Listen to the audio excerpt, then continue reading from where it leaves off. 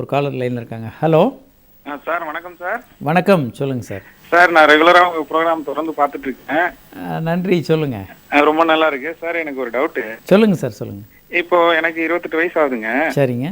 எனக்கு இப்போ மேரேஜுக்கு அலைன்ஸ் பார்த்துட்டு இருக்காங்க. சரிங்க சார். இப்போ நான் இப்போ சமீப காலமாக பார்க்குற இந்த உடலுறவு காட்சி தொடர்பான சீரியல்களில் இந்த பொதுவாக வந்து எல்லாருக்குமே வந்து இந்த பெனிஸ்ல, ஆண்களுடைய பெனிஸ்ல எல்லா தோல்கள் நீக்கப்பட்ட மாதிரியான இருக்குது. அது மாதிரி பண்ணிக்கிறது ஆப்ரேஷன் நல்லதுங்களா நம்மளுடைய செக்ஸ் வாழ்க்கை இன்பமாக இருக்கிறதுக்கு? அதாவதுங்க, ஆணுறுப்பில் தோல் எளிமையாக உங்களுக்கு பின்னால் போயிடுச்சுன்னா சரிங்க சார், நீங்கள் அறுவை சிகிச்சை பண்ண வேண்டாம். டெய்லி வந்து காலையில் அந்த தோலை பின்னால் தள்ளிட்டு நல்லா பிளைன் வாட்டரில், நல்ல வாட்டரில் வாஷ் பண்ணால் போதும். சரிங்க சார். சோப் போடக்கூடாது, இல்லை வேறு டெட்டால் மாதிரி போடக்கூடாது. சரிங்க சார்.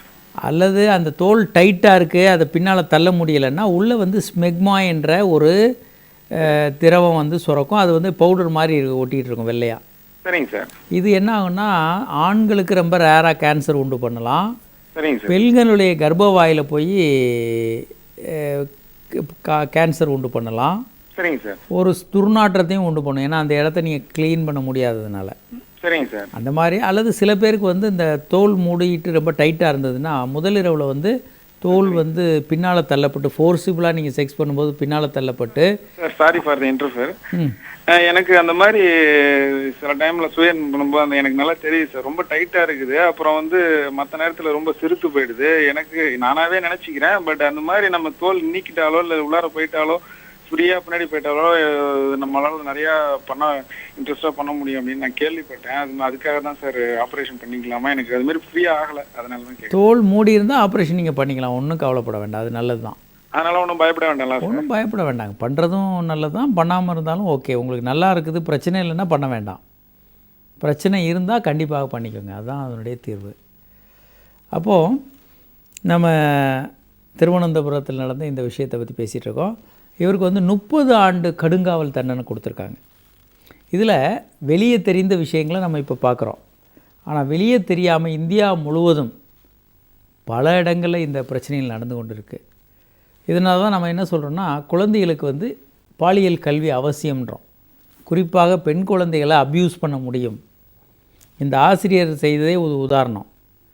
எளிமையாக ஒரு சாக்லேட் கொடுத்து மிரட்டி இவங்க யார்கிட்டையும் சொல்ல முடியாதபடி தடுக்க முடியும். அப்போ நம்ம இந்த குழந்தைகளுக்கு வந்து குட் டச் அப்படின்னா என்ன, பேட் டச்னா என்ன அப்படின்னு சிறு வயதிலிருந்தே அவங்களுக்கு சொல்லி கொடுத்து வளர்த்துருந்தா, ஸ்கூலில் பாடம் சொல்லி தரும்போது இந்த விஷயங்களும் தேர்ந்து உன்னை நல்ல எண்ணத்தோடு தொடுறது, அப்பா அம்மா தொடுறது, சகோதர சகோதரிகள் தொடுறது, நல்ல எண்ணங்களோடு தொடுறது, அணைப்பது எல்லாம் வந்து நன்மை தரும். தவறான எண்ணத்தோட தேவையற்ற இடங்களில் தொடுவது வந்து பேட் டச்னு சொல்கிறோம்.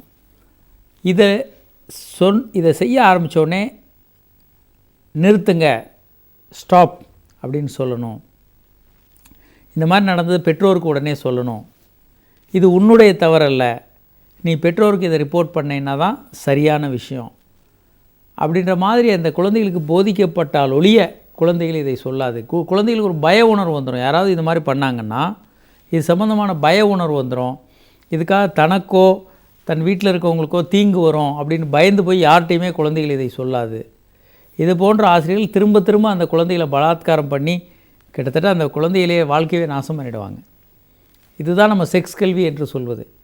செக்ஸ் கல்வினோடனே நிறைய பேர் வந்து தப்பாக நினைக்கிறாங்க, செக்ஸ் எப்படி பண்ணுறதுன்னு ஸ்கூலில் சொல்லித்தர போகிறாங்கன்னு. அது ஒரு முட்டாள்தனமான கான்செப்ட். செக்ஸ் கல்வி என்பது சரியான விஷயங்களை சரியான பருவத்தில் குழந்தைகளுக்கு விஞ்ஞானபூர்வமாக சொல்லித்தருவது. அப்படி சொல்லித்தருவது அவங்களுக்கு ஒரு ஆயுதத்தை கையில் கொடுக்குற மாதிரி, தற்காப்பு ஆயுதம் அவங்க கையில் இருக்கிற மாதிரி. அதனால் இந்தியர்களுடைய கண்ணை திறக்கணும். நம்ம செக்ஸ் கல்வி என்பது குழந்தைகளுக்கு கொடுக்கக்கூடிய அறிவு என்ற ஆயுதம்.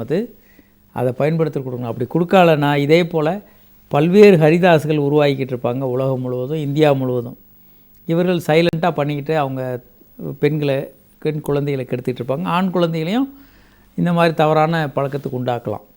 ஆண் குழந்தைகளை பல பேர் ஹோமோசெக்ஷுவல் ஆகிறதுக்கு முதல் காரணம் வந்து ஆசிரியர்களோ கொஞ்சம் வயதானவர்களோ அவர்களை உடுப்ப தூண்டுறது, தவறாக நடத்தைக்கு இன்னொரு ஆண்கள் சக ஆண்கள் அவங்களை ஈடுபடுத்தினாங்கன்னா இந்த பிரச்சனை உருவாகுது.